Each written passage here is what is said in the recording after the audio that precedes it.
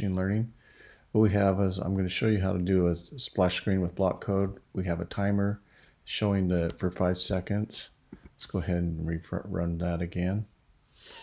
And you can see that the block code is sending a signal back or state back to the UI. UI is rendering it through a stream builder. Okay, so let's go ahead and take a look at how that code is done. We have our main code, which is going to call the splash screen widget. And in the splash screen widget, we will just close this down.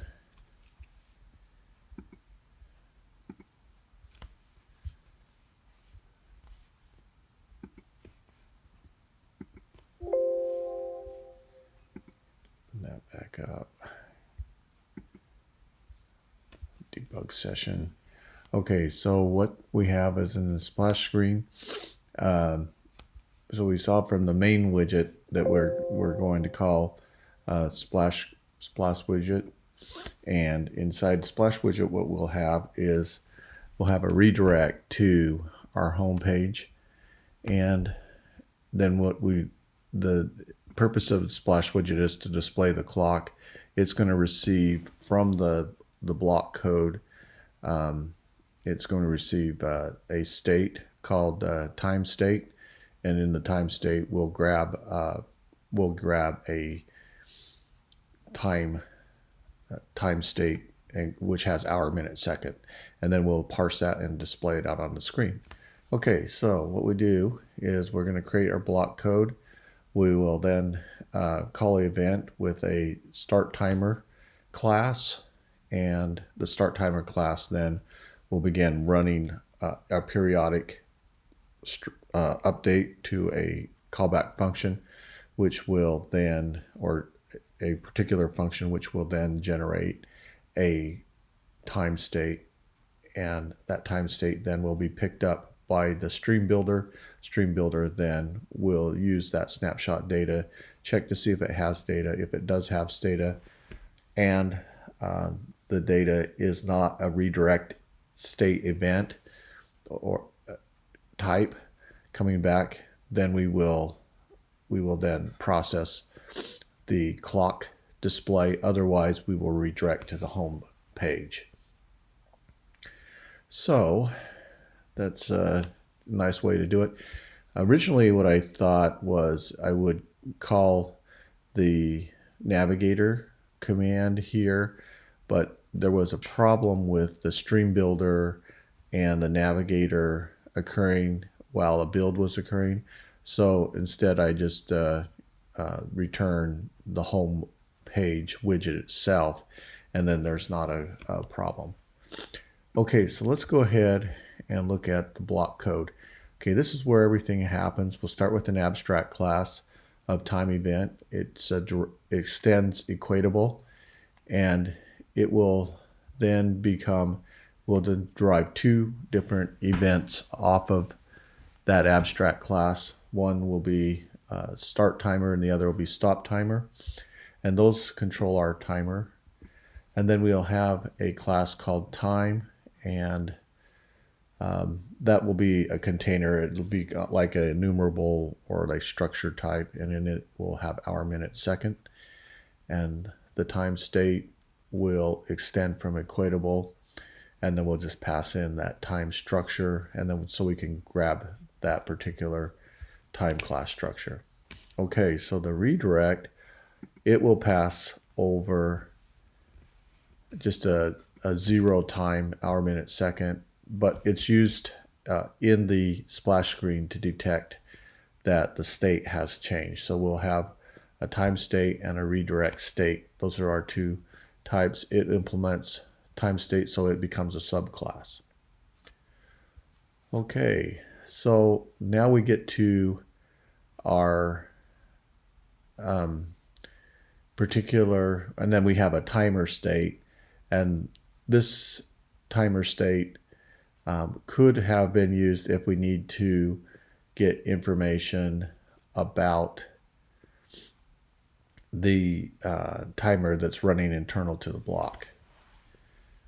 Okay, in the next example, which I will provide soon, I will show you how to do authentication using a provider, and we'll use the block code to do validation, authentication, and then we'll have that interacting with the UI. So we can have multiple stream builders that are being contacted by the stream controllers within the block, and they're emitting back state.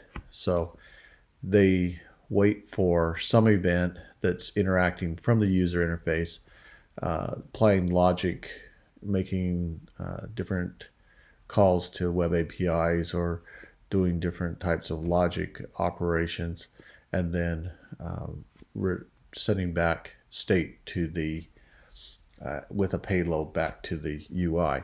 So this then is a better way because it follows separation of concerns. Okay, let's take a look at how the block code works. Okay, I have a timer. I have a countdown. There's my 5-second countdown.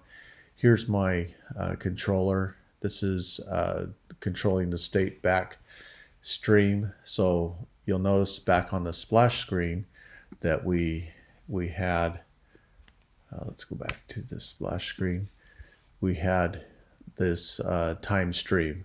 Okay, this is how the stream builder connects to the block, and then when a stream event comes back, the builder then detects that on the line through RxJS, and the snapshot picks it up, and so the payload is in snapshot data. Okay, so now what we do is we detect that there is a timer on change event. We'll see that it's a start timer event. We will then instantiate our timer and set it up as periodic, and it's going to be on every 1 second, and then it will every 1 second it'll call push time on the stream. So the push time on the stream, what it does is it gets the current date time, it formats it using hour, minute, second into the time class, instantiates that, and then that becomes the payload, and then the time state then is passed out onto the sink, which puts it out onto the data stream. Then we decrement the countdown, and if countdown is equal to 0, then we will call the stop timer, and we will then pass the redirect back over to the splash screen. Okay, so in the splash screen, it would detect that it has data and that a redirect state has occurred. So that's how it works. Let's go ahead and fire that up again.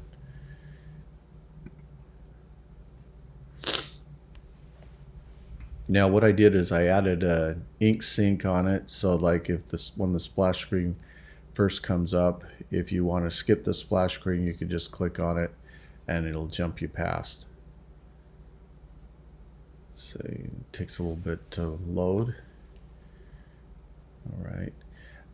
In the next example that I'm working on, what I'm trying to do is show that you can have multiple stream builders running at the same time on the UI, and they can be doing different functionality, and they can be interacting asynchronously with the clock or with the block. Okay, now notice that the time changed there, and those are coming back from the block code from the timer. Then if I click on it here, the ink sync does the tap event, and that then we'll do push replace, and I'll use the material object route. So let me show you how that's done over here.